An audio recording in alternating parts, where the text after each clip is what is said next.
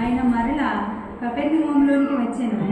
ఆయన ఇంట ఉన్నాడని వినవచ్చినప్పుడు అనేకులు కూడి వచ్చిరి గనుక వాకిటనైనను వారికి స్థలము లేకపోయాను. ఆయన వారికి వాక్యము బోధించుచుండగా చాలు. కాబట్టి ఇక్కడ కపెర్నహూము అని ఒక ఇల్లు ఉంది, ఊరు. ఇది కొంతమంది ఏమంటారంటే పేతురు గారి ఇల్లు అంటారు. పేతురు గారి ఇల్లు అంటారు ఎందుకంటే ముందుగా మొదటి అధ్యాయంలో పేతురు ఇంటికి కపెర్నహూము వచ్చినప్పుడు పేతురు అత్తగారు జనంతో బాధపడింది. కాబట్టి యేసుప్రభువు వారు ఏం చేశారు? స్వస్థపరిచారు. ఆమె లేచి ఉపచారము చేసింది. కాబట్టి యేసుక్రీస్తు ప్రభువు వారు అక్కడ ఉన్నాడని అనేక మందికి విన్నప్పుడు ఆ ఇంట్లో కింద అనేక మంది వచ్చేస్తారు. ఆ వచ్చినప్పుడు ఆయన వారికి ఏం చేస్తున్నాడు? వాక్యము బోధిస్తుంది. అంటే ఎవరు ఉండాలి? వాళ్ళ ఇంట్లో వాక్యము ఉండాలి.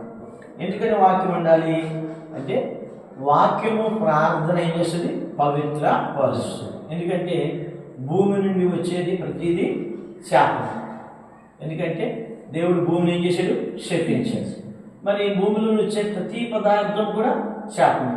మరి ఆ శాపము ఆశీర్వాదకరంగా మారాలంటే రెండు పౌలు గారు ఏమన్నారంటే వాక్యము ప్రార్థన చేసినప్పుడు ఆ వాక్యం ఏం చేస్తుంది? ఫలిస్తుంది. కాబట్టి దేవుడు యొక్క ప్రజల యొక్క నివాస స్థలాన్ని దేవుడు ఏం చేస్తాడు?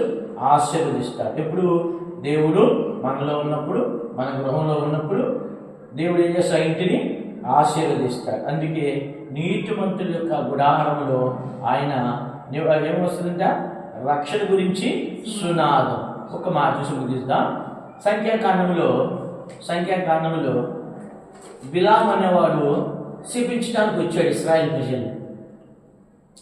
ఇశ్రాయేలు ప్రజల్ని ఏం చేద్దామని వచ్చాడు? శపించడానికి వచ్చాడు. చాలా మంది ఏమనుకుంటారంటే మనం భయపడతా ఉంటాం. 23 అధ్యాయాలకు వెళ్ళింది. సంఖ్యాకాండము 23 అధ్యాయం. అది ఏమన్నాడు?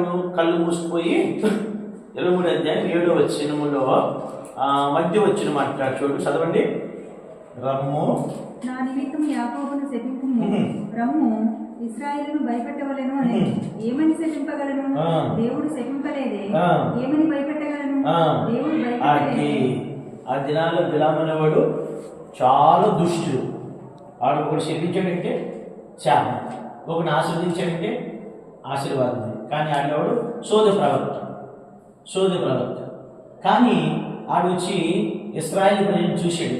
చూస్తే ఇశ్రాయేలు ప్రజలు నుంచి ఏమన్నాడంటే